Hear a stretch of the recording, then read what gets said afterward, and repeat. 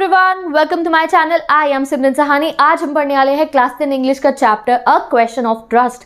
तो ये चैप्टर नहीं है, ये भी बिल्कुल एक शॉर्ट मूवी की तरह है, सस्पेंस से भरा हुआ बिल्कुल। ठीक है, तो स्टार्ट करते हैं हम अपनी इस शॉर्ट स्टोरी को। और आप बताइए कमेंट सेक्शन में मुझे इस चैप्टर के ऑथर का नाम। तो इस चैप्टर का ना सबसे पहला मेन कैरेक्टर कौन है हमारा, जिसके अराउंड ये पूरी स्टोरी रिवॉल्व करने वाली है, हॉरेस डैनबाई। ठीक है, क्या नाम है? हॉरेस डैनबाई। ये 50 ईयर्स के हैं। ठीक है, अपने घर में रहते हैं और इनकी शादी नहीं हो रखी है।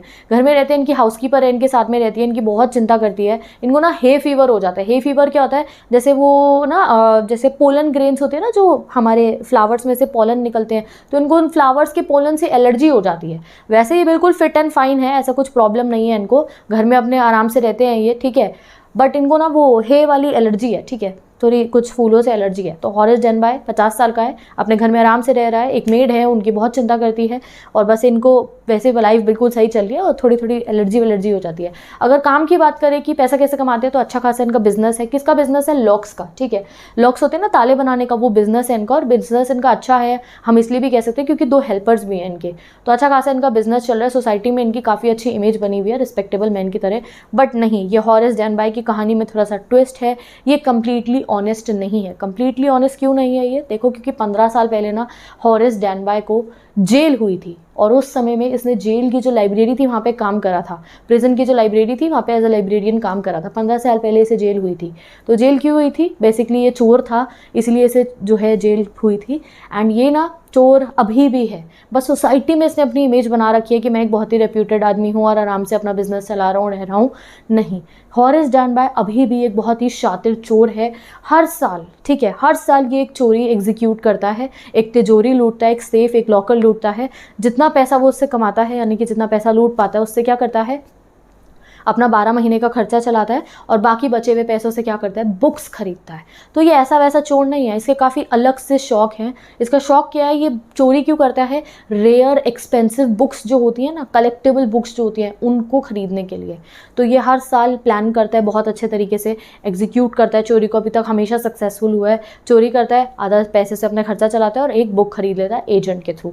काफ़ी अच्छी हमारे हॉरेस डैनबाई की पूरी ये अपनी लाइफ चल रही थी। ओके, तो पब्लिकली हॉरेस डैनबाई की इमेज बिल्कुल अच्छी थी। ठीक है, रिस्पेक्टेबल, बट वो एक चोर था, ये बात आप समझ चुके हो। तो वो हर साल एक चोरी करता था एंड उसकी चोरी सक्सेसफुल होती थी। अब जुलाई का महीना था, धूप निकल रही थी और वो वॉक करके जा रहा था एंड वो बहुत ही ज़्यादा श्योर था कि मेरी अब की बार वाली चोरी भी बिल्कुल सक्सेसफुल होने वाली है। अब की बार की चोरी वो कहाँ करने वाला था? शॉर्ट ओवर ग्रांच में। ग्रांच एक बहुत बड़ा सा घर होता है गाँव के एरिया में। ठीक है, कंट्री साइड में बहुत बड़ा घर, बहुत सारी बिल्डिंग्स होती हैं जिसमें। अब वहाँ पर उसने चोरी करनी थी। अब चोरी करने से पहले उसने 2 हफ्ते तक उस घर को स्टडी करा था। जैसे प्रोफेसर ने मनी हाइस्ट में स्टडी करी थी ना पहले, प्रॉपर बैंक ऑफ स्पेन में चोरी करने से पहले और मिल में चोरी करने से पहले, वैसे इस हॉरेस डैनबाई ने, इसको तो बस एक ग्रांच का एक छोटा सा तिजोरी लूटनी थी। तो इसने 2 हफ्ते तक पूरी स्टडी करी थी, कहाँ से कौन सा कमरा है, क्या पाथवेज हैं, गार्डन कहाँ है, कहाँ पे इलेक्ट्रिक वायरिंग है, ऑल दैट सब कुछ उसने स्टडी कर लिया था। और वो पूरा श्योर था कि मेरी चोरी बहुत बढ़िया होने वाली है। कहाँ पे? शॉर्ट ओवर ग्रांच में।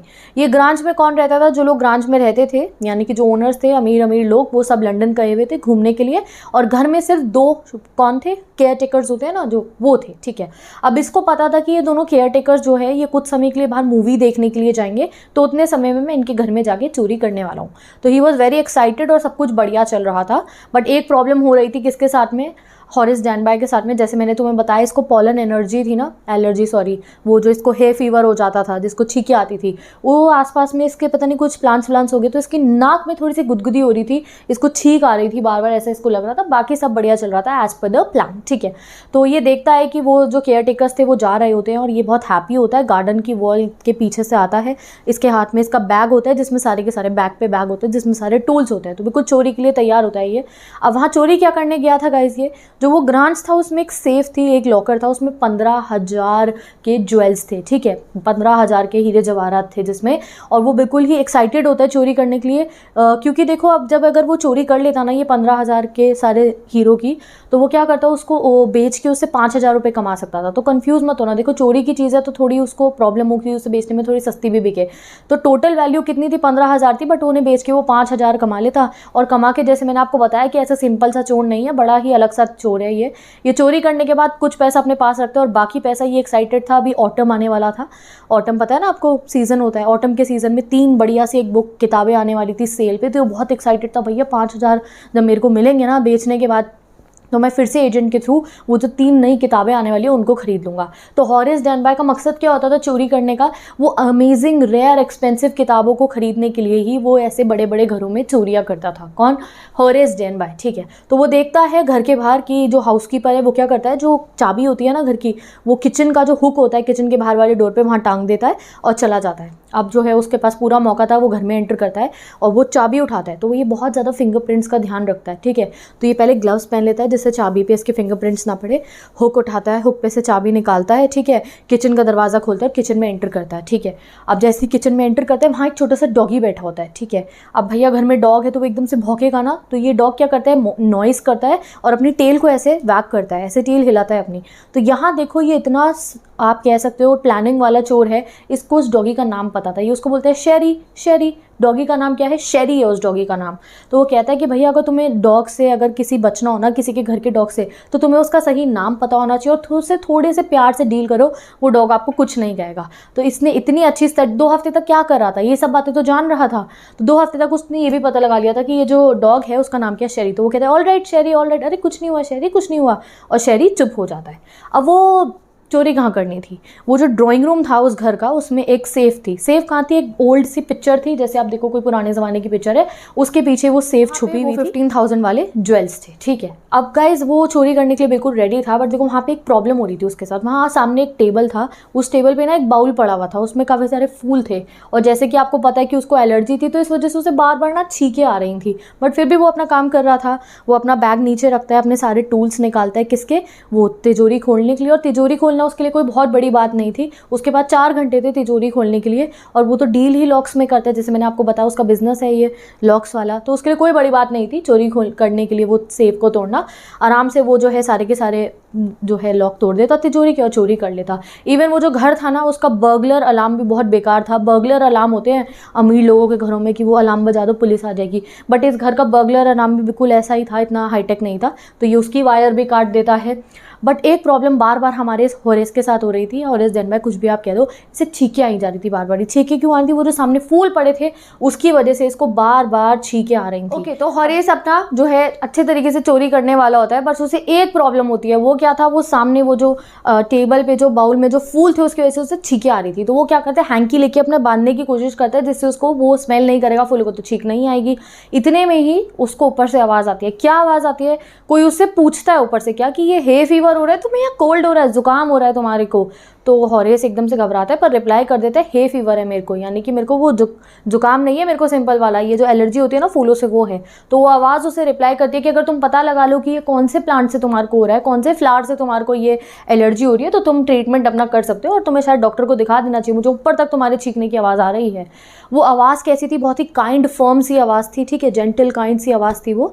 और वो आवाज़ धीरे धीरे इसके हमारे हॉरेस के पास आनी शुरू हो जाती है। अब जैसे ही वो देखता है डोरवे के पास में एक लेडी आती है, और जैसे ही वो लेडी आती है तो वो जो शेरी डॉग था ना उस लेडी के पास चला जाता है, ठीक है। अब वो लेडी कैसी थी, रेड कलर की बहुत एलिगेंट सी ड्रेस उसने पहन रखी थी, ठीक है, रेड कलर की ड्रेस में वो लेडी थी और यंग थी और काफ़ी प्रिटी सी थी, ठीक है। तो अब जो है वो लेडी हॉरेस से बात करती है, वो बिल्कुल काम होती है, ऐसा कुछ डरी नहीं है वो घर में चोर को देख के। वो हॉरेस से बात करती है, कहती है सबको तो यही लग रहा था कि मैं 1 महीने के लिए गई हूँ बाहर लंदन, बट मैं पहले आ गई हूँ और मैंने एक्सपेक्ट नहीं करा था कि मैं जब घर आऊँगी तो मेरे को कोई चोर दिखेगा, बर्गलर यानी कि चोर दिखेगा। तो हॉरेस जो कहता है कि हाँ मैंने भी एक्सपेक्ट नहीं करा था कि मुझे कोई फैमिली मेम्बर दिखने वाला है यहाँ पे, जैसे मैं यहाँ पे चोरी करने आऊँगा। तो वो कहती है I am sorry for your inconvenience. किसको बोलती है, हॉरेस को कहती है सॉरी आपकी इनकन्वीनियंस के लिए, मुझे नहीं पता था कि आप मुझे यहाँ मिलने वाले हो, और वैसे आप कर क्या रहे हो, अब क्या करोगे आप। तो वो समझ में आ गया उस लेडी को कि हॉरेस वहाँ चोरी करने आया है, तो उसको सॉरी बोलती है वो, सॉरी आपको प्रॉब्लम हुई, आपके चोरी का काम में ना आपको प्रॉब्लम हो गई है मेरे यहाँ पे आने से, अब क्या करोगे आप। तो हॉरेस कहता है कि मेरी पहली थॉट तो यही है कि मैं यहाँ पे भाग जाऊँगा यहाँ से। तो वो लेडी उसको कहती है कि अगर आप भागोगे तो शायद मैं पुलिस को फ़ोन कर दूँ और तब आप पकड़े जाओगे। तो वो कहता है कि नहीं मैं शायद भागने से पहले ये जो फ़ोन की लाइन है ये कट कर दूँगा, एंड मैं मेक श्योर करूँगा कि कुछ देर तक तो ऑलमोस्ट 1-2 घंटे तक तो आप कुछ भी नहीं कर पाओगी, फ्यू आवर्स गिवन है, कुछ समय तक तो आप कुछ नहीं कर पाओगी। तो जब वो ऐसे बोलता है ना उनको कि मैं जो है फ़ोन की वायर्स कट कर दूंगा और फिर ऐसा कुछ करूंगा जिससे तुम कुछ फ्यू आवर्स तक आप कंप्लीट ना कर पाओ, तो वो कहते हैं यू वुड हर्ट मी, तो मुझे मारोगे?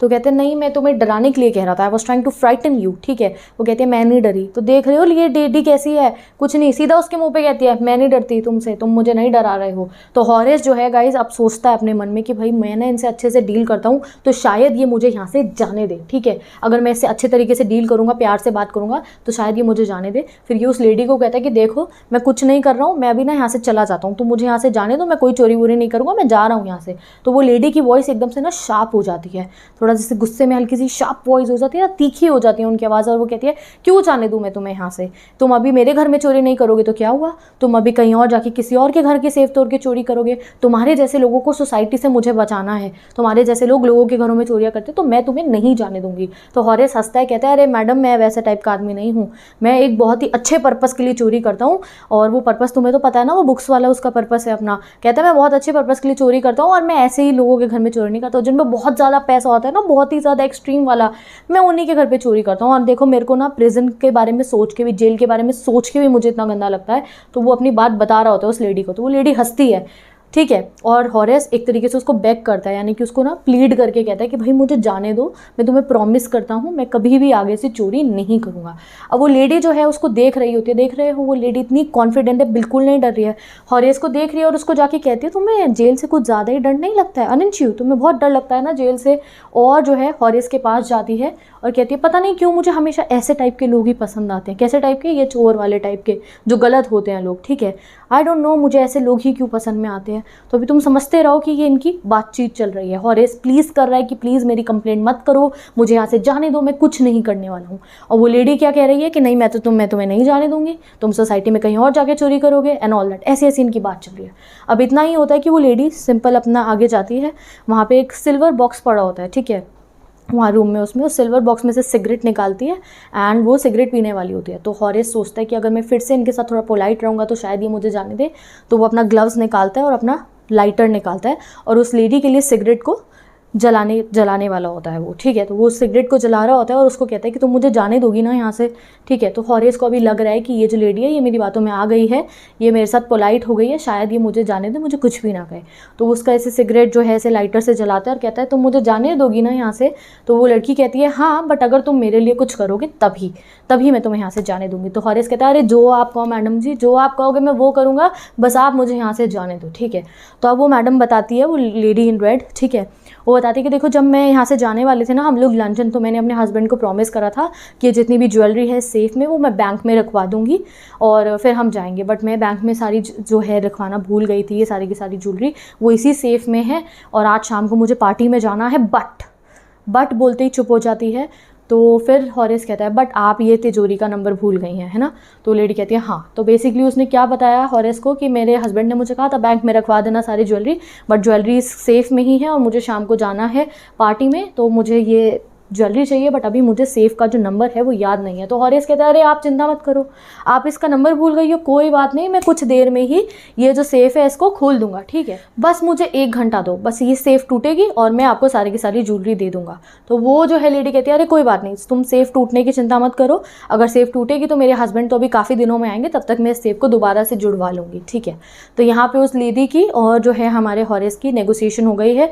उसने क्या कहा, ठीक है मैं तुम्हें जाने दूँगी, तुम एक काम करो, मुझे पार्टी में जाना है, मेरे को ज्वेलरी पहननी है, सेफ़ का नंबर मुझे याद नहीं है, मुझे ज्वेलरी में निकाल के दे दो सेफ़ में से, बाद में मैं इसको सही करवा दूंगी सेफ़ को, ठीक है। तो हॉरेस जो है जैसे आपको पता है वो काफ़ी स्किलफुल चोर है, 1 घंटा लगता है, वो सारी की सारी ज्वेलरी निकाल के जो है उस लेडी को दे देता है, ठीक है, और हैप्पीली अपने घर चला जाता है, ठीक है। तो वो बच गया, उसकी कोई कंप्लेंट नहीं हुई। अब 2 दिन हो जाते हैं गाइस, 2 दिन तक हॉरेस ने अपना प्रॉमिस बरकरार रखा। क्या प्रॉमिस?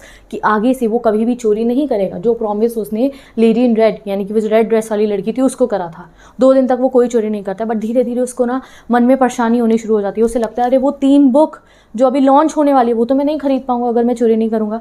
तो अभी वो सोचता है कि मैं प्लान करूंगा किसी और के घर में चोरी करने की ही, कि क्या हो जाता है वो उसका प्लान बन ही नहीं पाता है। उसके घर में अगले दिन पुलिस आ जाती है। क्या, पुलिस आ जाती है और पुलिस उसको अरेस्ट कर लेती है। किस लिए? शॉर्टओवर ग्रांज में चोरी करने के लिए। कौन सा ग्रांज? वही ग्रांज जहाँ पे वो अभी तिजोरी 2 दिन पहले जहाँ वो गया था। तो वो जो है सबको अपनी एक्सप्लेनेशन देता है कि अरे मैंने कोई चोरी नहीं करी है, जो वहाँ पे लेडी थी उस घर की, मैंने उसको सारे के सारे ज्वेलरी निकाल के दी है।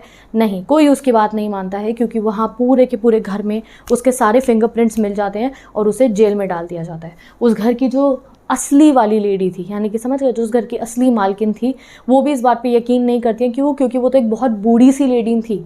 ठीक है, वो कितने साल की थी? ऑलमोस्ट बता रखा है 60 ईयर्स करीब की ये लेडी थी। तो मतलब कि हमारा हॉरेस कहाँ चला गया? जेल चला गया। उस दिन जब उसने वो जो हेल्प करी थी ना उसकी, वो लेडी की, वो जो लॉकर खोलने में, तो उस समय पे उसने ग्लव्स उतार दिए थे अपने, अगर आपको याद हो, वो सिगरेट का लाइटर लाइट करने के लिए। ठीक है, तो उस समय पे जब उसने ग्लव्स उतारे और उसने सारी की सारी जब लॉकर ओपन करा, तो तब उसके सारे फिंगरप्रिंट्स उस घर में आ गए और 2 दिन बाद ही उसे आके पुलिस पकड़ लेती है। वो सबको अपनी कहानी बताता है कि अरे मैंने चोरी नहीं करी, ज्वेलरी है ही नहीं मेरे पास, ज्वेलरी तो उस लेडी को दे दी थी मैंने, जो अपने आपको मालकिन बता रही थी वहाँ की। कोई उसके नॉनसेंस पे बिलीव नहीं करते, क्योंकि वहाँ की मालकिन कोई ऐसी यंग रेड ड्रेस वाली लेडी नहीं थी, वो एक बहुत बूढ़ी सी ग्रे हेयर वाली 60 ईयर्स के करीब की लेडी थी। कोई उसका विश्वास नहीं करता है। और अब वो बेचारा क्या बन गया है? वो उसे जेल में डाल दिया गया है और अब वो वहीं जेल की लाइब्रेरी में एक असिस्टेंट बन गया है।